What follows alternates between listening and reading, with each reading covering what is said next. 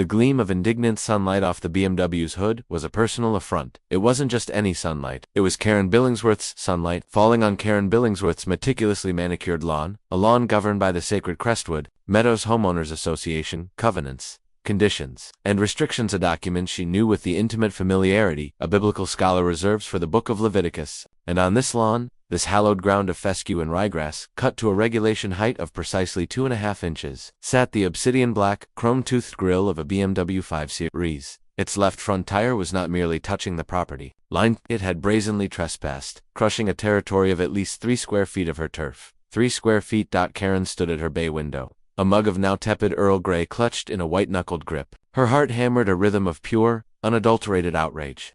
This wasn't just a parking violation, this was a declaration of war. This was the work of the Martinez's family at number 42, a house that perpetually teetered on the brink of multiple infractions. Their house was a splash of chaotic color in a sea of tasteful taupes and beiges.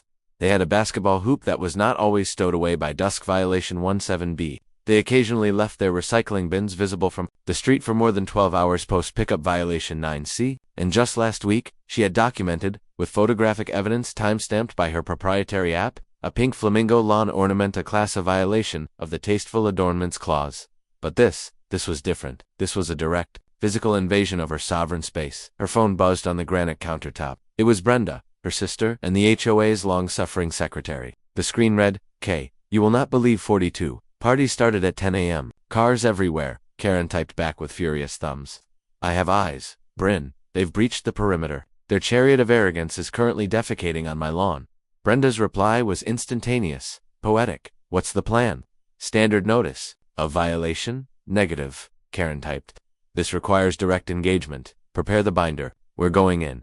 10 minutes later, Karen strode out her front door, clad in her battle armor. Beige capri pants, a crisp white polo shirt with the Crestwood Meadows logo embroidered over the heart, and sensible yet authoritative walking shoes. Tucked under her arm was the binder, a 3-inch steering leviathan filled with the HOA bylaws, laminated, tabbed, and cross-referenced. Brenda pulled up in her sensible hybrid, her face a mixture of trepidation and morbid curiosity. She was the logistics to Karen's strategy, the warrior to her warrior. "Are you sure about this, Karen?" Brenda asked, her eyes wide as she took in the scene at the Martinez house. Music, a vibrant and distinctly non-compliant salsa rhythm, spilled out into the street. People laughed, their voices carrying a note of unrestrained joy that Karen found deeply suspicious. The air was thick with the scent of grilled meat, a scent that, while not explicitly forbidden, was certainly pushing the boundaries of olfactory consideration. "They have forced my hand," Karen said, her voice low and grave. She adjusted the binder under her arm.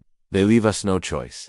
Together they marched across the street, a 2-woman phalanx of order in a world gone mad. The lawn of number 42 was a tapestry of joyous chaos. Adults mingled, children shrieked with laughter as they ran through a sprinkler, and a table groaned under the weight of food. Karen's eyes scanned the scene, her brain automatically logging potential violations. Unapproved temporary structures. The bouncy castle, noise levels exceeding the 50-decibel daytime limit, and at least 3 different types of non-native flowering plants in their garden beds. A young woman with dark, intelligent eyes and a streak of purple in her hair detached from a group and intercepted them. This was Sophia, the granddaughter, an art student at the local college. Karen knew her as the likely perpetrator of the flamingo incident. "Can I help you, Mrs. Billingsworth?" Sophia asked, her tone deceptively sweet.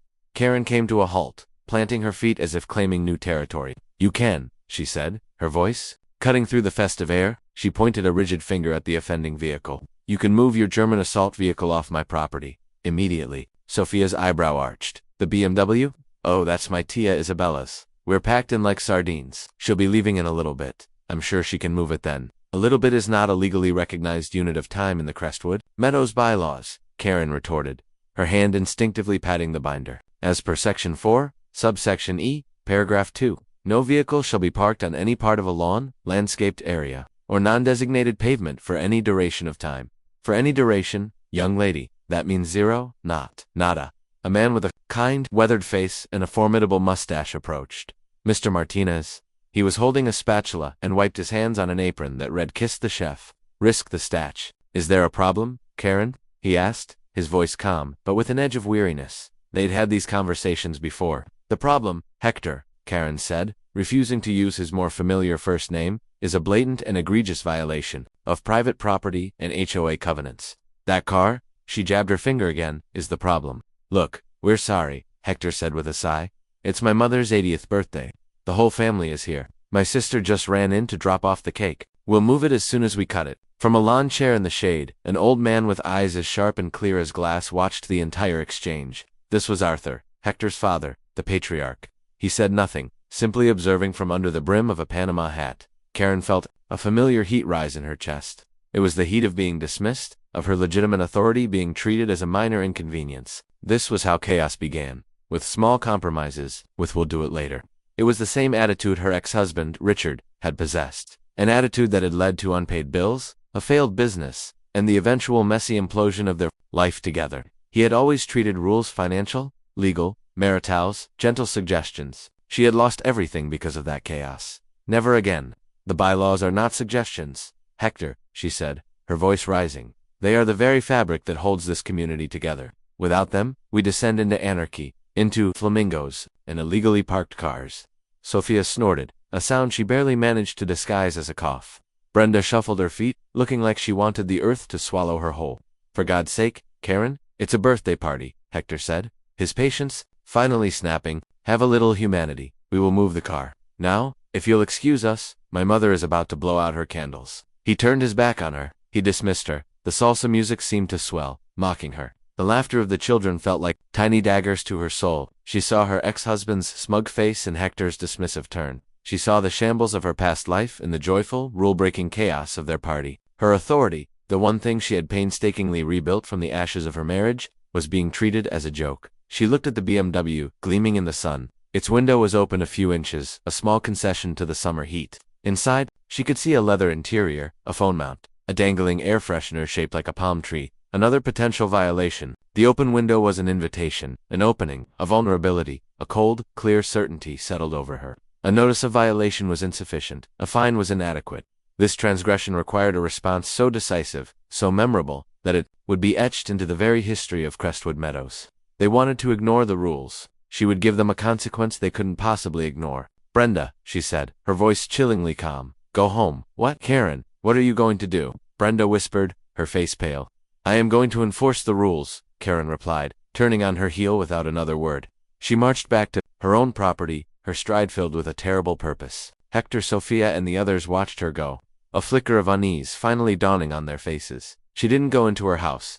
She went to the side, to the spigot where the garden hose was coiled on a decorative HOA-approved reel. The brass nozzle felt heavy and cool in her hand. It felt like a scepter. She turned the spigot, and the hose swelled with pressure, with power. Dragging the green serpent behind her, she marched to the edge of her lawn, stopping just at the property line. She was still on her own turf, perfectly within her rights.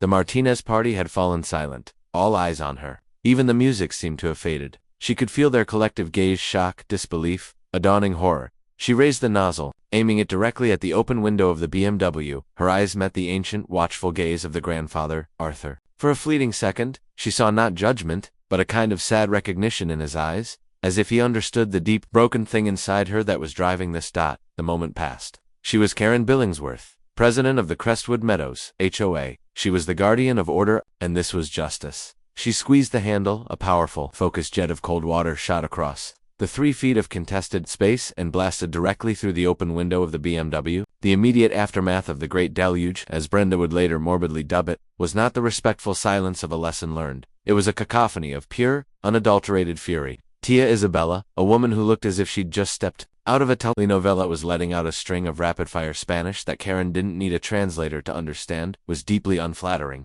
Hector Martinez looked like his head was going to physically explode. A vein pulsed in his temple like a tiny, trapped snake. Sophia had her phone out, recording, always recording. And Grandpa Arthur, he simply rose slowly from his lawn chair, took off his Panama hat, and placed it over his heart, as if witnessing a national tragedy. Karen finally released the handle on the nozzle. The sudden silence was more profound than the noise it replaced. Water dripped from the BMW's undercarriage, forming a rapidly growing puddle that reflected the horrified faces of the Martinez clan. The interior of the car was a swamped, glittering ruin. The cherry-shaped air freshener bobbed forlornly in a newly formed lake on the passenger side floor mat. "What the hell is wrong with you?" Hector roared, taking a step toward her. Karen instinctively took a step back, but kept her hose at the ready. "My actions are a direct and proportional response to your willful violation of community bylaws," she stated, her voice trembling slightly, not from fear, but from the adrenaline of her righteous act. "You were warned. Warned. You psychotic witch, you just destroyed my sister's car." Before Hector could cross the property line and move, Karen was already preparing to classify as trespass and assault. The distant but unmistakable sound of a siren sliced through the air. Someone, likely a neutral neighbor, terrified of being caught in the crossfire, had called the police. Relief washed over Karen. The authorities, the system, her allies. A Crestwood Meadows patrol car, followed by a city police cruiser, rolled up to the scene. The officer to emerge from the first car was a familiar face. Officer Miller, a man with a perpetually tired expression who had mediated no fewer than 4 of Karen's previous bylaw disputes, including the infamous holiday decorations left up 48 hours past Epiphany incident of 24. Miller took in the scene, the soaking wet BMW, the enraged family, the crowd of onlookers peering from their windows, and Karen, standing on her lawn like a Roman general, hose still in hand. He pinched the bridge of his nose and sighed, a sound that conveyed a universe of existential despair. "Karen," he said, his voice flat, "tell me you didn't do what it looks like you did." "Officer," Karen began, her tone shifting to one of a respectable citizen reporting a crime. "The vehicle in question was illegally parked on my private property, in direct violation of ... Save it," Miller cut her off. He turned to Hector. "Sir, can you please tell me what happened?" Hector, Isabella, and Sophia all started talking at once, a torrent of righteous indignation. Miller held up a hand. "One at a time, ma'am," he said, pointing to a distraught Isabella. "Is that your vehicle?" Isabella nodded, tears streaming down her face. "My baby," she wailed. "She just flooded my baby. The electronics are fried. The leather is ruined." The city police officer, a younger, less jaded-looking woman named Officer Chan, began taking statements. Miller walked over to Karen, his expression grim. "Karen, you can't just flood people's cars with a garden hose." "It was on my lawn, officer," she insisted. "It was an invasion, a trespass. My home is my sanctuary. The bylaws exist to protect that sanctuary." She was beginning to formulate her legal defense. This was not vandalism. This was defense of property. The bylaws don't supersede state law.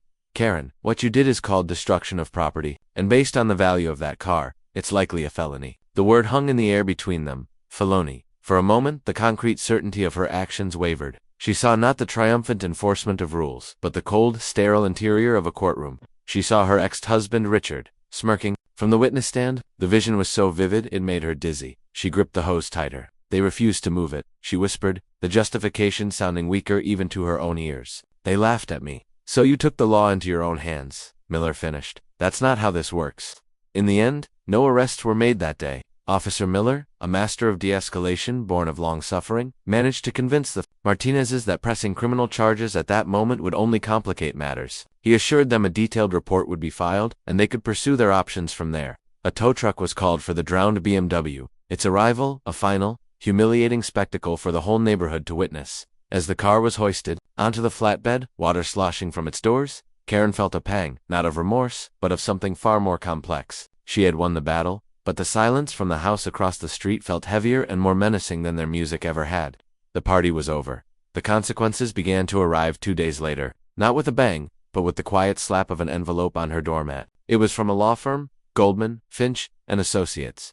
The letter, printed on heavy, intimidating bond paper, informed her that their client, Señora Anisabela Ruiz, was seeking full financial restitution for damages to her 2025 BMW 540i, estimated at $28,450 for interior replacement, electronic systems repair, and diminished vehicle value. Furthermore, their clients, the Martinez family, were filing a civil suit for harassment, emotional distress, and intimidation. They were seeking an additional $50,000 in damages and a restraining order. Karen read the letter 3 times. Her hands were shaking. $78,450. The number was absurd. An attack. This wasn't about a car. This was extortion. This was a punishment for daring to demand order. Her phone rang. It was Brenda. "You got one too, didn't you?" Her sister's voice was panicked. "What do you mean, you too?" Karen asked, a cold dread seeping into her bones. "A letter, addressed to me, as secretary of the HOA. They're suing the entire HOA, Karen, for failure to control its president and fostering a hostile neighborhood environment. The board is going insane. Frank from number 12 is demanding an emergency meeting. He says our liability insurance is going to quadruple." The world tilted on its axis. This was no longer a personal crusade. She had dragged the entire structure of Crestwood Meadows into her war. Her fortress was being attacked from within. "They can't do that," Karen said, more to convince herself. "Then Brenda, the HOA is protected. We were enforcing the covenants by flooding a car," Brenda shrieked. "The bylaws don't say anything about using a fire hose as a deterrent. Karen, I've checked." The emergency HOA board meeting was held that Thursday in the community clubhouse. A sterile room that Karen had personally decorated in varying shades of gray. The atmosphere was thick with tension. The 4 other board members sat at the main table, refusing to meet her eye. Frank, the treasurer, a fussy man who guarded the HOA's finances like a dragon, had printouts of their insurance policy, and was sweating profusely. "Karen," Frank began, his voice trembling with rage, "do you have any idea what you've done? Our preliminary conversation with the insurance carrier suggests they may drop our policy entirely. We could be personally liable." "Frank, let's remain calm," Karen said, trying to project an aura of control she did not feel. "This is a scare tactic by the Martinezes. They are the ones who violated the rules. We must present a united front." "A united front," scoffed Eleanor, a board member who had always resented Karen's iron-fisted rule. "You acted alone, Karen. You went rogue. You made us all look like maniacs." "I acted as president," Karen shot back. "I made a decisive command decision to protect the integrity of our community. You flooded a $60,000 car over a parking dispute," Frank yelled, slapping his printouts on the table. "Our legal retainer is going to be drained by Tuesday." The argument raged for over an hour. It was a mutiny. Her own board, her hand-picked lieutenants, were turning on her. They saw only the money, the liability. They didn't see the principle. They didn't understand that you give an inch to chaos, and it takes a mile. Brenda remained mostly silent, wringing her hands, her loyalty visibly torn between her sister and her sanity. The meeting ended with a vote. By a margin of 3-1 with Brenda abstaining, the board voted to officially censure President Karen Billingsworth for her actions. They stripped her of the authority to issue fines or engage with residents regarding violations without prior board approval. They were putting her in a cage. She walked home in a daze. The censure was a slap in the face, a public humiliation. Her power had been neutered, but as she reached her front door, the rage began to return, pushing out the fear and humiliation. They didn't understand. They were weak. They would have let the Martinezes walk all over them. She went to her office, the command center of her home. On the wall was a large corkboard, on which was a pristine map of the Crestwood Meadows subdivision.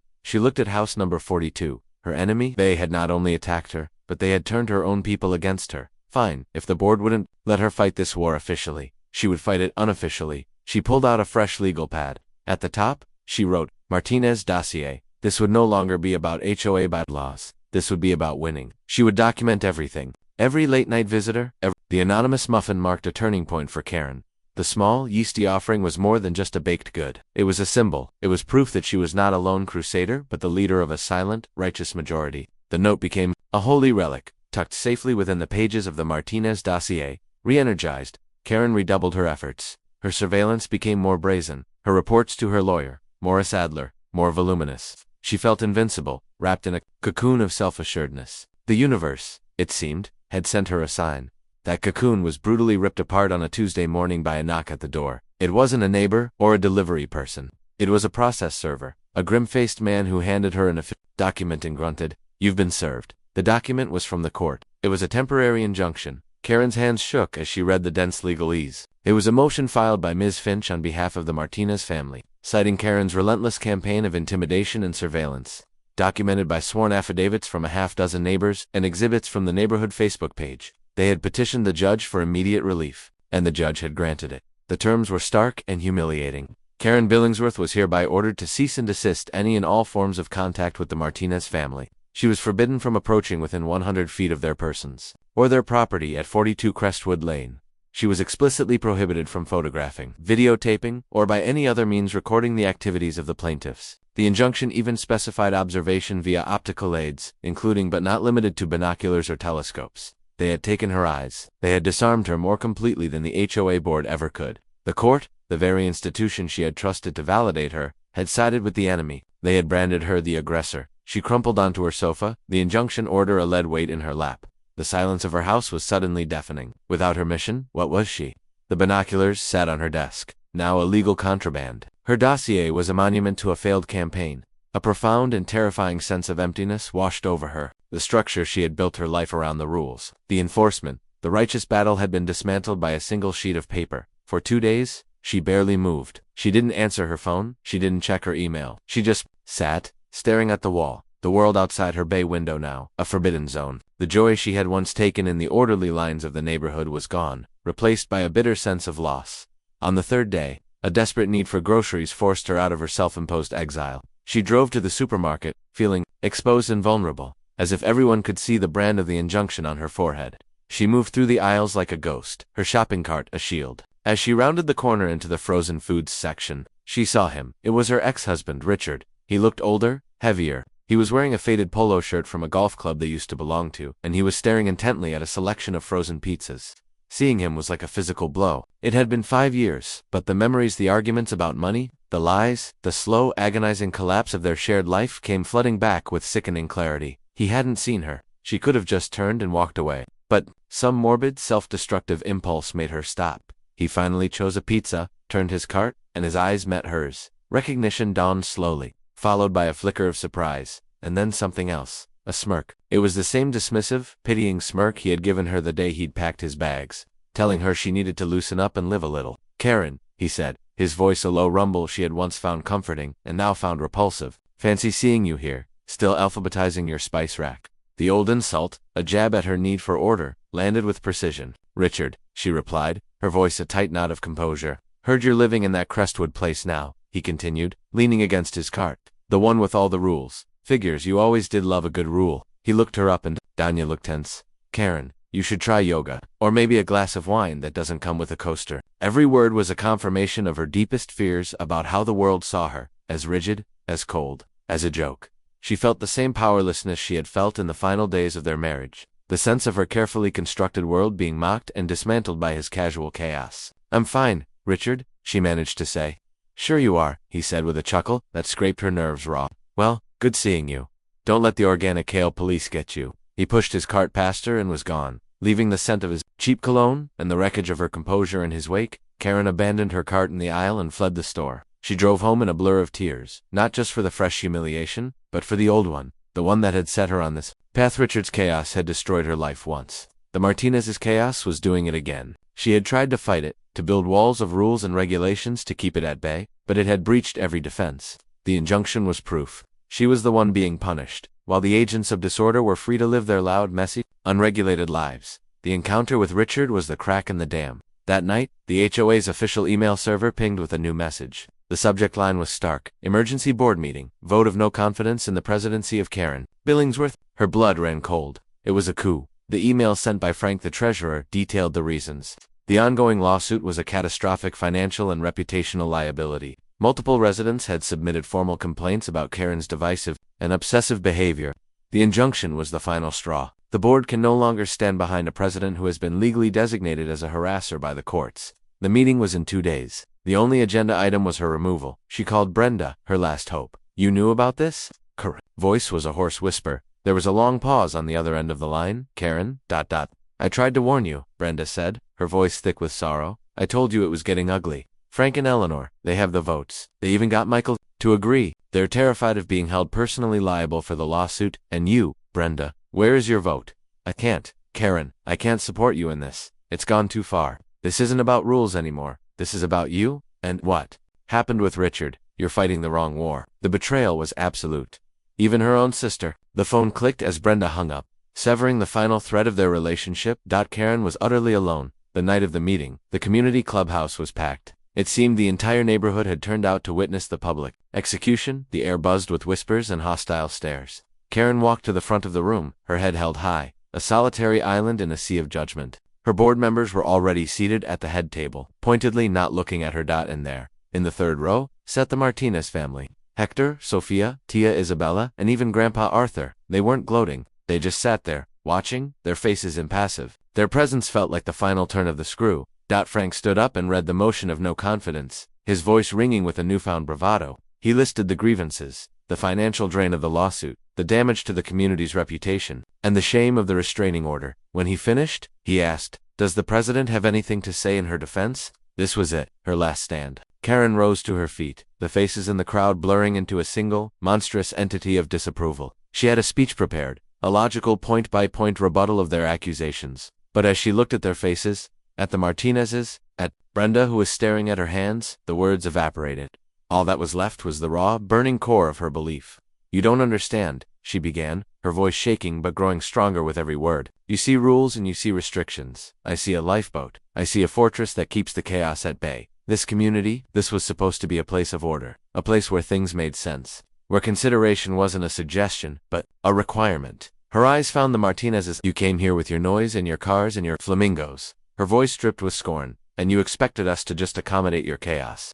When you park on someone's lawn, you're not just parking on grass. You're saying, my convenience is more important than your property, your rules, your peace. You are saying, I do not respect you. She was pleading now, her voice raw with an emotion she rarely showed. I did what I did. I did everything I've done, to protect that respect. Protect the idea that we can all agree to live by a simple set of standards to make life better for everyone. If you take that away, what are we?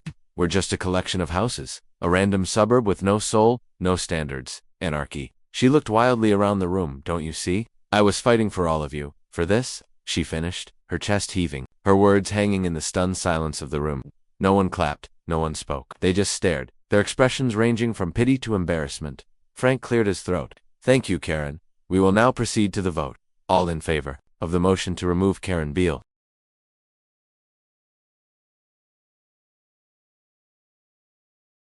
The days following her public dethronement were a gray, featureless fog.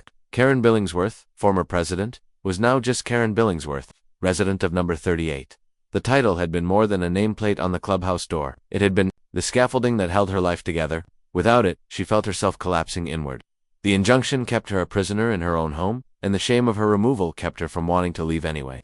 The house, once a command center, was now a mausoleum for a dead cause. The Martinez dossier sat on her desk, a bitter reminder of a war she had so spectacularly lost. She neglected her lawn. The grass grew to 3 inches, then 3.5. A dandelion, a cheerful yellow blotch of defiance, sprouted near her mailbox. A month ago, she would have ripped it out with the ferocity of an inquisitor.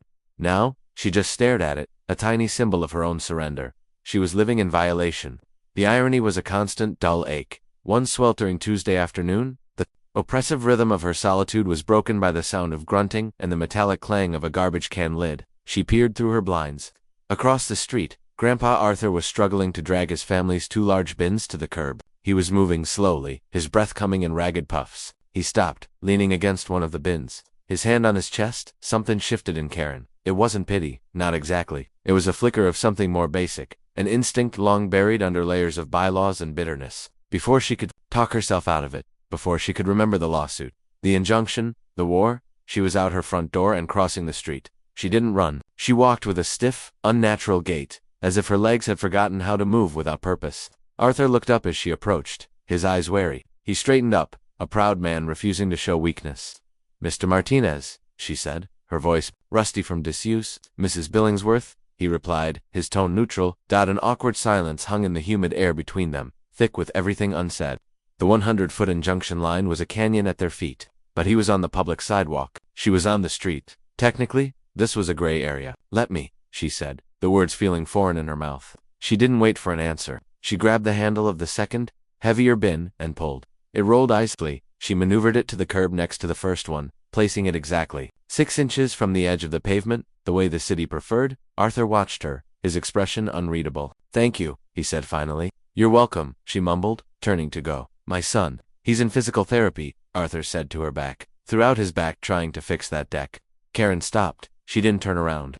The deck? The deck, she had reported. The consequences of her anonymous tip had been more than financial. They had been physical. I hope he feels better, she said, and for the first time in a long time, she actually meant it. She walked back to her house without another word, the brief, strange encounter leaving an odd resonance in its wake. It was the first human interaction she'd had in weeks that wasn't hostile or legalistic. It felt normal, and that was the most abnormal feeling of all. Life in Crestwood Meadows changed under the new regime. Frank, the treasurer, had been installed as interim president, but he was merely a placeholder. The real power was a man named Richard Rich Davenport, a slick, fast-talking resident from the newer, more expensive phase of the development. Rich was a VP of regional sales for some faceless corporation, and he saw the HOA not as a community to be nurtured, but as an asset to be managed. At the first board meeting, Karen Rich unveiled his Crestwood Forward initiative. It was a PowerPoint presentation full of corporate jargon like synergy, optimization, and value aid. He proposed a 20% increase in HOA dues to fund a beautification project that involved replacing all the neighborhood's flower beds with identical low-maintenance ornamental grasses to be installed by a landscaping company called Evergreen Solutions,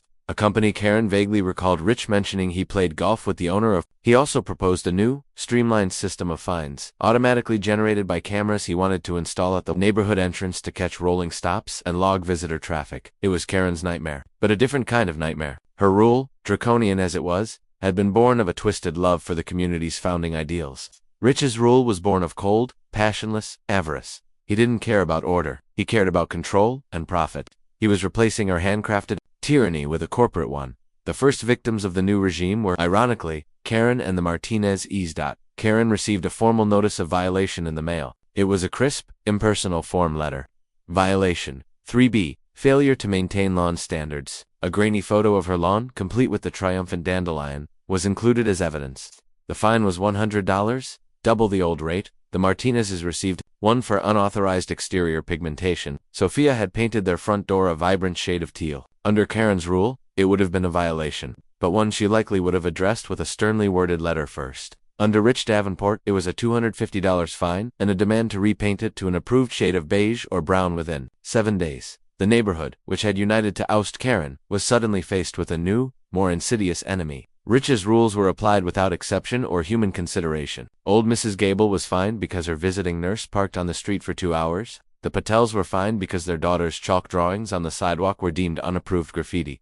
The resistance began quietly. It started on the Facebook page, the same one Sophia had used to mock Karen. Now, the memes were targeting Rich Davenport, depicting him as a cartoon villain with dollar signs for eyes. But memes weren't enough. One evening there was a hesitant knock on door. She opened it to find Sophia Martinez standing on her porch, looking deeply uncomfortable. Karen stared at her. "You are aware," she said icily, "that you are in violation of a court order by being here." "I'm on the public walkway," Sophia shot back, a flash of her old fire returning. "You're on your porch. We're maintaining the 100-foot distance, more or less. Look, this is ... weird, but we need to talk." Karen said nothing, just waited. "Davenport," Sophia said, the name tasting like ash in her mouth. "He's trying to turn this place into a corporate-branded prison camp. He's fining everyone for everything. My parents can't afford to repaint the door and pay the fine. Mrs. Gable is on a fixed income. This isn't right." "It seems you're finally appreciating the importance of a properly administered covenant," Karen said dryly. Sophia winced. "Okay, look, I get it. We were on opposite sides. You took things way too far." She glanced toward the street, where Tia Isabella's new, less impressive sedan was parked. "But at least you cared. In your own crazy, terrifying way, you actually believed in this place. Davenport only believes in his own bank account." Karen remained silent. The alliance was as strange as it was secret. Karen became a ghost, a phantom of the HOA. She never attended a meeting. She was never seen speaking with the Martinezes. Their communication was a cloak-and-dagger affair worthy of a spy novel. Sophia would leave questions in the form of anonymous suggestions in Karen's mailbox. Karen would reply with printouts from the bylaws, left under a loose brick behind the community clubhouse. Key phrases highlighted in yellow. She was the deep throat of Crestwood Meadows, her encyclopedic knowledge of covenants and procedures, transformed from a weapon of personal obsession into a tool for a populist rebellion. The first volley was fired over the Evergreen Solutions contract. Armed with Karen's highlighted copy of Bylaw 24, Sophia and her neighborhood alliance, a small group of similarly aggrieved residents drafted a formal letter to the board. It cited the failure to provide adequate public notice for the vote, rendering the contract legally void. They collected signatures from 24 households. Rich Davenport laughed it off at first. Bureaucratic nonsense, he called it in an email to the community. But then the alliance, coached by Karen via a note left in a hollowed-out garden gnome, filed a formal complaint with the state agency that oversaw homeowners associations. Faced with official scrutiny, the board was forced to nullify the contract and schedule a new, properly announced meeting. It was a small victory, but it was a victory. The rebellion had teeth. Working with the Martinezes, even at a distance, began to subtly reshape Karen's perspective. Through Sophia's notes, she learned things. She learned that Hector's back was slowly healing. She learned that Tia Isabella was a nurse who worked double shifts at the county hospital. She learned that Grandpa Arthur had been a union carpenter, his whole life, a man who believed in rules and structure, but also in solidarity and looking out for the little guy. These weren't just the enemy anymore. They were people, with complex lives that didn't always fit neatly between the lines of a covenant. One afternoon, a note from Sophia included a personal aside. "Abuelo Grandpa says he understands why you wanted order. He says a house with bad rules is better than a house with no rules at all. He just thinks you forgot that people have to live in the house." Karen read the note 3 times. She thought of her sterile, silent home, a perfect house that no one lived in. Not really. She looked out the window at the Martinez house, with its teal door and the constant chaotic energy of a family. For the first time, she felt a pang of something that felt dangerously like envy. The war against Rich Davenport escalated. Karen, from her exile, became a master of procedural warfare. She guided the alliance on how to formally request the financial records, citing the bylaw that guaranteed transparency. She showed them how to challenge the new fine system on the grounds that it hadn't been approved by a majority vote of the homeowners. Only the board, Every move Davenport made was met with a counter-move, a perfectly executed bureaucratic judo flip that used the weight of his own authority against him. The neighborhood, which had been cowed by Davenport's aggressive tactics, began to stir. The ranks of the neighborhood alliance swelled. People who had once crossed the street to avoid Karen were now quoting the bylaws she had taught them. She had inadvertently armed the populace. The tipping point came when Karen, digging through old HOA records she still had stored in her garage, found the original development plans for Crestwood Meadows. Cross-referencing them with county tax records, a skill she had honed for her dossier, she made a stunning discovery. Rich Davenport's house, one of the largest in the development, had been built with a non-conforming setback. In simple terms, his house was 2 feet too close to the property line. It was a violation that had somehow slipped past the original inspectors, a ticking time bomb hidden in the public record, and under the very rules he was now weaponizing against his neighbors. His own house was in permanent, unfixable violation. She left the documents in the gnome for Sophia with a simple, 3-word note: checkmate, use wisely. The alliance didn't use it to attack Davenport directly. That would be Karen's way. They chose a different path. At the next general meeting, called to revote on the dues increase, Sophia Martinez took the floor. The room was packed, the mood tense. Mr. Davenport, Sophia began, her voice clear and steady. We have a lot of disagreements about the direction of this community. You believe in strict enforcement and higher fees. We believe in a more community-focused approach. But we can all agree that the rules, the bylaws we all signed, should apply to everyone equally. Correct, of course, Davenport said with a dismissive wave. That's the definition of a rule. Great, Sophia said, pulling a set of documents from her folder. Then perhaps you can explain this. She laid out the evidence on the overhead projector, for all to see. The original plat map, the county record, the non-conforming setback, highlighted in bright red. The room erupted in murmurs. Davenport's face went from smug to ashen in a matter of seconds. He was a king standing naked before his court. Hector Martinez stood up. We don't want to fine you, Rich, he said, his voice resonating with a calm authority. We don't want to force you to tear down your sunroom. We just want you to remember that we are all neighbors here. We have to live together. These rules are supposed to serve us, not the other way around. The fight was over. Humiliated and stripped of his moral authority, Davenport resigned from the presidency the next day. The Crestwood Forward initiative died with his resignation. In the weeks that followed, a fragile peace settled over the neighborhood. The lawsuit between Karen and the Martinezes was quietly dropped by mutual agreement. Brenda, in a gesture of reconciliation, was elected the new HOA president, promising a term of common sense and compassion. She and Karen started talking again, their conversations still stilted, but healing. One Saturday, Karen was in her front yard, hesitantly, tending to her long-neglected roses. When Grandpa Arthur walked over, he stopped at her driveway, respecting the invisible line that had once been a battlefront. He held something out to her. It was a small, potted plant of flamingo flower, its bright pink spathe an uncanny echo of the ornament that had started one of their first skirmishes. My daughter-in-law, she heard you like gardening, he said simply. Karen looked at the plant, then at the old man's face. His eyes were kind. I am sorry, she said, the words catching in her throat. For the hose. For all of it I know, Arthur interrupted gently. Sometimes, when you spend your life trying to build things straight and true, you can't stand to see anything crooked. I was a carpenter, I get it. He placed the plant on the edge of her lawn, but a house needs more than straight walls. It needs life. He nodded and walked away. Karen picked up the plant. She took it to her front porch and set it down. A splash of vibrant, non-compliant color next to her perfectly orderly door. She even smiled. The ending felt satisfying, a resolution. She was no longer a president, but she was becoming a neighbor. The fortress of her life had been breached, but instead of chaos, a fragile sense of community had crept in. The next Monday, she went to her mailbox. Tucked in with the usual junk mail was a crisp, white envelope. It was thick, expensive paper. There was no stamp, no postmark, and no return address. Her name, Karen Billingsworth, was typed on the front. Her heart began to beat a little faster. It felt different from the lawyer's letters, different from the anonymous muffin note. She took it inside and slid it open with a kitchen knife. Inside was a single, high-gloss photograph. The image was shockingly clear, taken from an angle she didn't recognize, perhaps from an upstairs window of a house down the street. It was a picture of her, on that fateful day, her face a mask of righteous fury, the garden hose in her hand, a powerful jet of water blasting into the open window of the BMW. It was a perfect, damning snapshot of her lowest moment. She dropped the photo on the counter as if it were burning her fingers, her hands shaking. She picked up the envelope again and turned it over. There, on the back, printed in neat, impersonal block letters, was a single, chilling sentence. I know what you did and I know why. Karen stared at the words, the blood draining from her face. This wasn't from the Martinezes. They had made their peace. It wasn't from Brenda or the board. It wasn't Rich Davenport's style who had taken this photo, who had been watching not just her actions, but her motivations. The anonymous her ex-husband, someone else entirely, another silent player in the neighborhood's drama. The fragile piece of her new life shattered. The chaos she had fought so hard against hadn't been defeated. It had just changed its face. And it knew her. Secrets. The weeks that followed, the censure bled into a surreal new reality for Karen Billingsworth. Her life, once a structured procession of patrols, meetings, and violation notices, now resembled that of a Cold War spy operating in hostile territory. Her official power had been curtailed, but her resolve had calcified into something harder and more dangerous.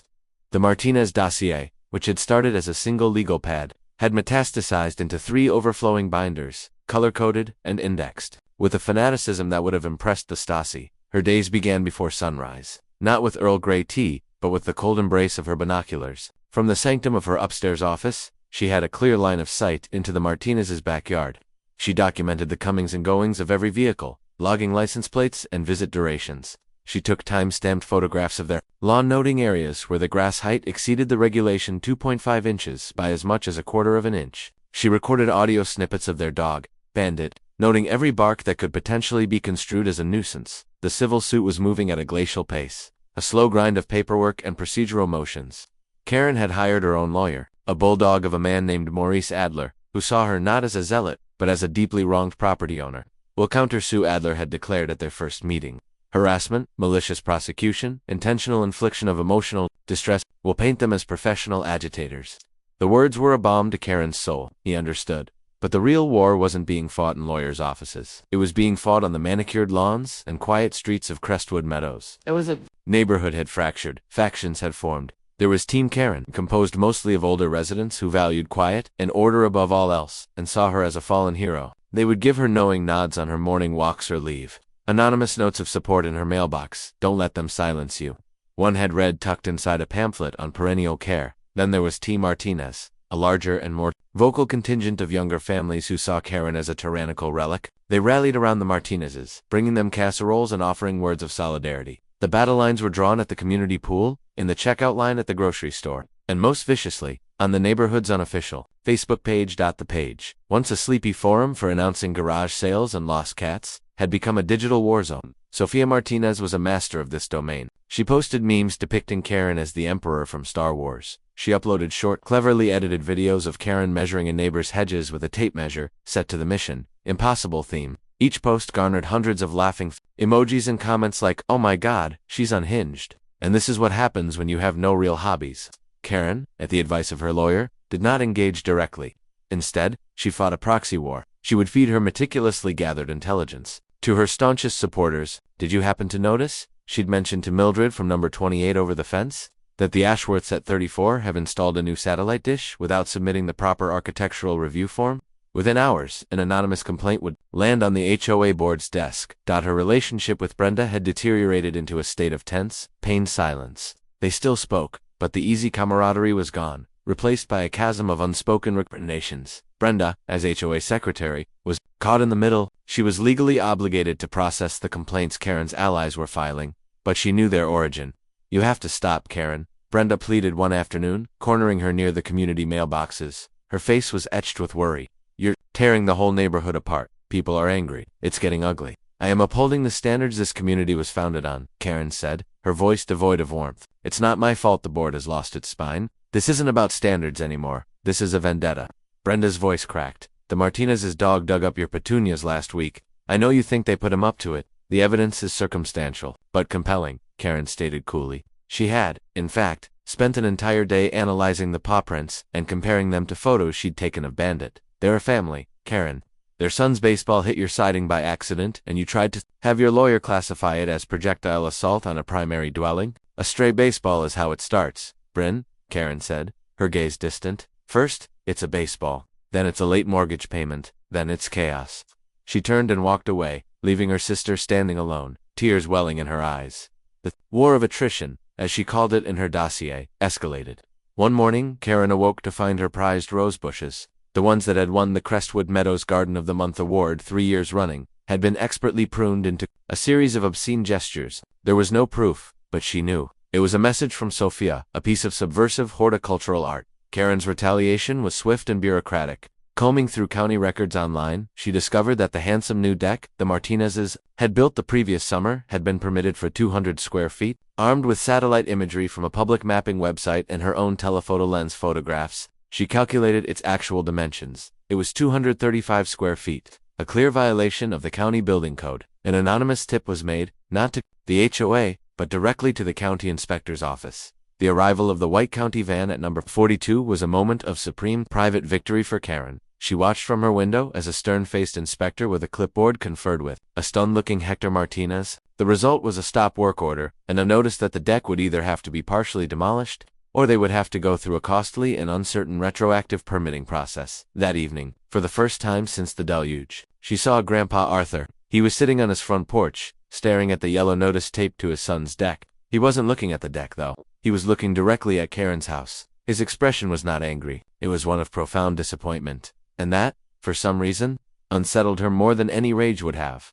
The legal battle was also intensifying. The depositions were scheduled. Karen spent days with her lawyer, Morris Adler, preparing. Adler was thrilled with her dossier. "This is gold, Karen, pure gold," he'd chortle, flipping through photos of the Martinez's overflowing trash cans. "We'll paint a picture of a family with a pattern of disregard for rules. Not just HOA rules, but public ordinances. The deck, the dog barking, ... It all establishes a mindset. We'll drown their harassment claim in a sea of their own infractions." Karen felt a surge of vindication. Adler was her champion. He was translating her righteous cause into a language the courts would understand. The day of her deposition was a crucible. It was held in a soulless conference room at the opposing counsel's office. Across the table sat the Martinez family. Their lawyer, a sharp, elegantly dressed woman named Ms. Finchand, a court stenographer. Hector's jaw was tight with anger. Sophia watched her with an unnerving, analytical calm. For 6 hours, Finch grilled her. The questions were relentless. Surgical. "Mrs. Billingsworth, do you believe you have a right to videotape your neighbors in their own backyard?" "I was documenting bylaw infractions in common view areas. The common view from your window with a 600mm telephoto lens. I used the tools available to me. And the tool available to you on June 12th was a high-pressure garden hose. Is that correct?" "It was a proportional response, ... a proportional response to a tire touching your grass." Finch's voice was laced with disbelief. "What would a proportional response to someone stepping on your flower bed be? A flamethrower?" Hector let out a strangled laugh. Adler objected. The questioning continued. Finch brought up Karen's divorce, probing for a history of controlling behavior. Adler objected fiercely, but the damage was done. They were trying to paint her as unhinged, obsessed. They were twisting her love of order into a pathology. By the end of the day, she was exhausted but unbowed. She had stuck to her story. She had not given them the satisfaction of an emotional outburst. As they were packing up, she made eye contact with Sophia. The young woman gave her a pitying smile that was more infuriating than any insult. That night, sleep offered no escape. She dreamt she was back in the house she had shared with Richard. It was filled with piles of unopened mail, broken furniture, and the smell of decay.